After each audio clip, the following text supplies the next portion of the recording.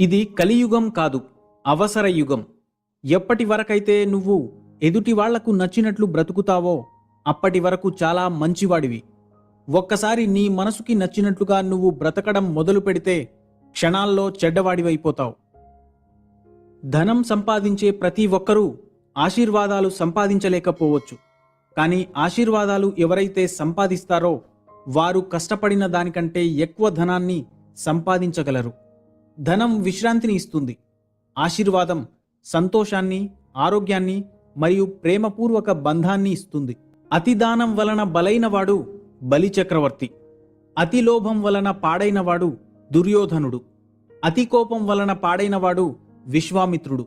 అతి కామం వలన పాడైనవాడు రావణాసురుడు. అత్యాశ వలన పాడవుతున్నాడు నేటి మానవుడు. అతి అనేది ఎప్పటికీ ప్రమాదకరమే. మధ్యతరగతి వాళ్లను ఎప్పుడూ చులకనగా చూడొద్దు.